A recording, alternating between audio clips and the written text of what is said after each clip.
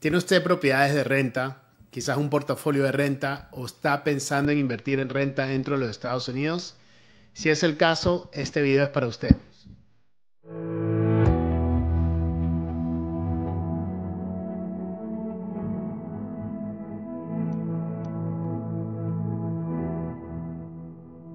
Hola, mi nombre es Cristian Silvestre, soy inversionista de bienes raíces de los Estados Unidos con más de 16 años de experiencia. Este video lo hago para todos aquellos que ya están invirtiendo en rentas o que están pensando en invertir en rentas y que están en la disyuntiva si el negocio que hicieron o que van a hacer es un negocio que vale la pena. Yo en lo personal empecé a invertir en rentas en el 2020. Nuestra primera inversión que hicimos junto a mi esposa fue un dúplex que compramos en la ciudad de Miami en el 2020, en 18 de enero del 2020, a solo aproximadamente 2 meses antes de que empezara la pandemia. Ahora, esta propiedad la compramos gracias a un socio comercial, el cual no pudo cerrar en ella, no la pudo comprar. Nos habló de la oportunidad y no pensamos 2 veces en comprarla. Como les digo, fue la primera propiedad que compramos de renta y la idea de comprar propiedades de renta surgió en nuestro caso a raíz de un problema que tuvimos en la familia, un accidente que nos llevó a pensar que teníamos que tener ese ingreso pasivo que nos diera cierta estabilidad. 5 años más tarde, después de 5 años, nos damos cuenta que las rentas en bienes raíces sí son las que te dan riqueza generacional y las que te permiten pensar en el futuro, en un activo que te va a seguir generando ingresos, los cuales deberían de ir creciendo con el tiempo y el activo a su misma vez apreciándose. También nos dimos cuenta que de inversión pasiva es muy subjetivo, ya que las propiedades de renta, y lo he hablado en un video anteriormente, las únicas propiedades de renta que realmente son 100% pasivas son las que se conocen como triple net, las cuales debido a su alto precio en muchos de los casos, al menos cuando son inquilinos seguros, no son accesibles para muchas personas. En nuestro caso tenemos propiedades que son consideradas como multifamiliares. Ya a la fecha J Capital administra cerca de 180 propiedades de renta, dentro de las cuales alrededor de 100 son de nuestro portafolio personal y en sociedades que tenemos con otros inversionistas.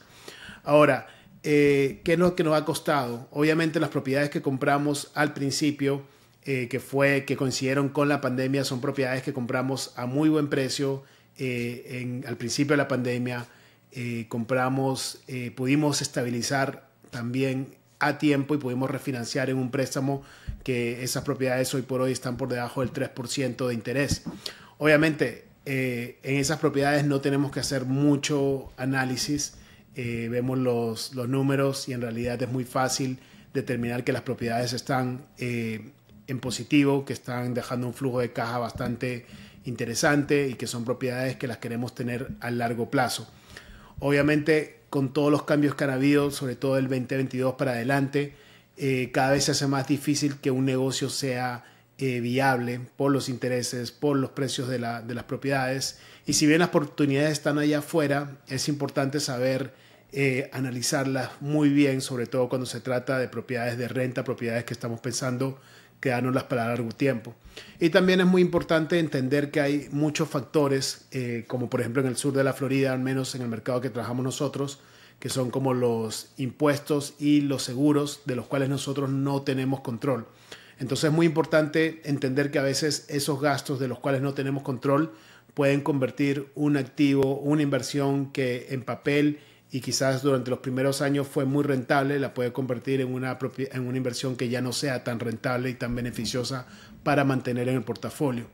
Ahora, algo que nos pasa a nosotros, los inversionistas, y nos pasa a nosotros, y estoy seguro que les puede pasar a ustedes, los que tienen propiedades de renta, es que al meterte una propiedad de renta, por lo general estás pensando a largo plazo, un activo que se va a ir apreciando con el tiempo, que los ingresos van a ir subiendo con el tiempo, y a veces nos cuesta darnos cuenta que quizás el negocio cambió, por lo que le digo, por factores que no controlamos, y quizás esa propiedad que en un momento en papel o los primeros años fue rentable, hoy ya no lo es. Así que yo los invito que si tienen esa duda, si no tienen claro cuáles son sus finanzas, si no revisan los estados financieros todos los meses y se dan cuenta si la propiedad está performing o no está performing, si no es rentable, si no está con resultados positivos, los invito a que hagan ese ejercicio. Puede ser algo tan sencillo como ir un año atrás, coger todos los ingresos que tuvieron de esa propiedad, todos los egresos, y con los egresos me refiero no solo los que afectan el PIG o el P&L, sino también los que afectan el cash flow que pueden hacer, que pueden ser esos turnover que le agregan valor a la propiedad, pero que no son contabilizados como gastos. Pueden ser esos capital improvement, gastos que hicieron que le agregan valor a la propiedad, que se van depreciando con el año, pero al final del día, cuando vemos el flujo de caja, afectaron el flujo de caja. Así que tienen que hacer ese ejercicio. Creo que lo más fácil de analizar dentro de ese ejercicio son los ingresos. Si ustedes tienen un inquilino que no les está pagando a tiempo, que independientemente que les paga, digamos, los late fees, pero se ha hecho una constante que no le paga a tiempo, eso perjudica por lo general la habilidad de poder manejar el flujo de caja. Recordemos que en muchos de los casos las hipotecas se pagan entre el 1 al 15 y si los ingresos no entran a tiempo, pues se nos puede complicar mucho el cumplir con esos pagos.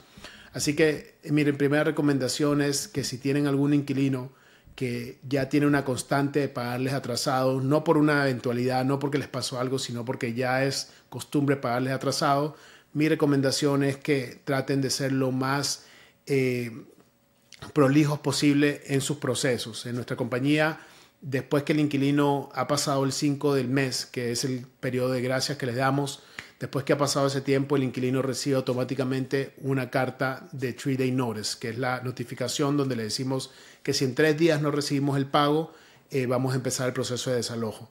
Por lo general, nos ha pasado que la gente nos llama, nos explica su situación. En muchos casos hay situaciones y en ese caso vemos el historial del inquilino, y si el inquilino ha sido un buen inquilino y esto es un caso aislado, pues usualmente buscamos trabajar con ellos, pero siempre buscamos trabajar con ellos teniendo en cuenta que no podemos trabajar con ellos a largo plazo. Puede ser un par de meses y en esos par de meses el inquilino tiene que volver a pagar la renta a tiempo, y si no lo hace, lamentablemente en algunos casos hay que hacer el desalojo, ya que al final del día es un hueco, una bola de nieve que se va creando y posteriormente te va a traer problemas en tu cash flow, en tu flujo de caja. También hay que tener muy en cuenta que cuando son inquilinos buenos, en el otro lado, cuando son inquilinos que te pagan a tiempo, que siempre te cumplen, en las renovaciones hay que ser muy cuidadoso. Nosotros por lo general tenemos como ley 5%, los inquilinos que son subsidiados los tendemos a analizar un poco más a detalle en las renovaciones, solo por el hecho de que en nuestro mercado los vouchers y los incentivos para esos inquilinos han ido subiendo más de un 5% anual. Entonces, por lo general, buscamos tratar esos inquilinos de una manera diferente. Pero la regla across the board para nosotros es un 5% incremento en las rentas. Ahora, un ejercicio que siempre hacemos es ver si ese 5% nos mantiene dentro del mercado o por debajo del mercado. Hay casos que incrementamos el 5%, pero después nos damos cuenta que la zona no se ha apreciado, la zona de las rentas se han quedado igual, y en ese caso decidimos no aumentar las rentas. Lo último que quieres es tener un buen inquilino que te paga a tiempo y que porque le des un incremento que sea superior a lo que se está manejando en el mercado, ese inquilino tenga una razón para buscar otras opciones. Así que hay que ser muy cuidadoso con este tipo de cosas. Esa es una práctica que hacemos en mi compañía y que les recomiendo que hagan ustedes en sus propiedades de renta. Lo siguiente sería analizar sus gastos. Gastos primordiales que creo que casi todos tenemos son los impuestos a la propiedad y los seguros. Claro, si la propiedad está paga, el seguro en realidad es opcional. Mi recomendación, y la di en otro video, es que por lo menos tengan un liability insurance, ya que se van a ahorrar muchos dolores de cabeza. Esa sería mi recomendación. Pero bueno, asumamos que la propiedad tiene hasta una hipoteca. Supongamos que tiene una hipoteca, un seguro y los property taxes, que son los gastos por lo general que tiene una propiedad de renta. Asegúrense siempre de que la hipoteca, si incluye el escrow, asegúrense que el escrow la reserva del escro que se esté haciendo sea de lo necesario, lo que necesitan para cubrir los gastos. Los bancos usualmente tienden a hacer su estudio a final del año, pero en muchos casos, al menos nosotros lo hemos visto, la retención que te hacen mensualmente es demasiado alta y es dinero que están sacando del flujo de caja de ustedes para hacer una reserva, que simplemente es dinero muerto, que a final del año hacen un análisis y te lo devuelven, pero no es lo mismo que te devuelvan un monto de dinero importante quizás a que tú lo puedas hacer uso de ese dinero en mes por mes para poder cubrir los gastos operativos de esa propiedad o hasta poder cubrir tus propios gastos si dependes de esa renta para cubrir tus gastos personales. Así que hay que ponerle mucha atención a el monto del escro y estar seguro de que no estén recolectando más de lo necesario. Eso se puede arreglar simplemente con una llamada al banco y explicándole haciéndole ver que el monto que están colectando es muy alto para lo que son los gastos de property taxes y seguros. Otra recomendación muy importante que les quiero dar, y es lo que siempre hacemos en nuestra compañía, es que siempre a la renovación del seguro pidan otras cotizaciones. Así sea con su propia agente, llámenlo y díganle, hey, tengo la renovación, me parece muy alta, ¿por qué me llevo tan alta? Ellos van a analizar, en muchos casos pueden conseguirle algún tipo de descuento y también busquen otras alternativas, otras compañías de seguro. Acá en Miami, en el sur de la Florida, tenemos el problema actualmente de las compañías de seguro. No hay muchas compañías de seguro, aunque a partir del año pasado empezaron a entrar más compañías. La compañía Citizens sigue siendo la que predomina como que la que da mejores pólizas, mejores precios, aunque en realidad son muy altos para los últimos 2 años que ha subido considerablemente. Pero siempre busquen opciones antes de asumir la renovación. Por lo general, estas compañías de seguro le mandan la renovación un par de meses antes y eso te permite a ti poder ir y buscar otras opciones. Otra opción, otra recomendación que les quiero dar es que siempre hagan el appeal de los property taxes. Siempre busquen hacer un appeal de los property taxes, independientemente de que se los hayan aprobado el año anterior. Estos appeals se pueden hacer todos los años, se tienen que hacer antes de septiembre y siempre, por lo general, al menos en nuestro caso, siempre van a obtener un descuento. Quizás no va a ser algo sustancial después de la primera vez que le dan el descuento, pero va a ser un descuento al final que ustedes van a poder usar para su flujo de caja. Así que esas son las recomendaciones que le doy en ese tipo de gastos. Ahora, el otro gasto que ustedes tienen que tener mucho en cuenta son los mantenimientos. Y esto, bueno, puede ser que usted esté administrando su propiedad y vea que los gastos están muy en desfase. En ese caso, consideren tener una compañía de management. Y por otro lado, si tienen una compañía de management y ven que todavía los gastos están muy en desfase, también consideren cambiar de compañía de management. En nuestro caso, por ejemplo, vimos en un caso que teníamos muchos gastos de exterminador, de fumigación, y nos dimos cuenta que era más conveniente poner esos gastos en mantenimiento preventivo, que fueran cada 2 meses. Eso redujo las llamadas a los inquilinos, redujo la presencia de insectos y nos ayudó a negociar un mejor precio, que al final nos terminamos ahorrando dinero negociando el precio con el proveedor de los servicios. No era lo mismo contratarlo hacer un contrato por el año y que vayan periódicamente a estarlo llamando cada vez que teníamos una consulta, un pedido de un inquilino. Así que traten de analizar los gastos y también de entender, quizás ustedes, puede ser que el mismo gasto del mantenimiento del manager, de la administración, puede ser que ese mismo gasto esté perjudicando su flujo de caja y en ese caso quizás usted tenga que hacerse cargo de la administración de sus propias propiedades. Eso también puede ser un caso. Pero obviamente para las personas que no están viviendo en los Estados Unidos, siempre recomiendo que tengan un manager, independientemente si tienen una propiedad, 2, 3 o 4 o un portafolio de propiedades. Así que siempre busquen tener a alguien local que esté acá y que pueda hacerse cargo de sus propiedades. También otro factor muy importante es la hipoteca. O sea, muchas personas a veces tienen problemas para cumplir con las hipotecas porque quizás no le están pagando a tiempo, tienen mucha vacancia, las propiedades no se están rentando como esperaban, tuvieron que ajustar sus rentas porque las rentas bajaron, en fin, pueden pasar miles de situaciones. Ahora, yo creo que tienen que estar claros que el negocio del banco es dar préstamos y poder cobrar esos préstamos. El negocio del banco no es el hacer la reposición de las propiedades. Toma mucho tiempo, toma muchos recursos, no es un negocio. Así que si ustedes sienten que necesitan hablar con el banco y pedir un respiro, háganlo. Nosotros lo hemos hecho anteriormente en propiedades comerciales.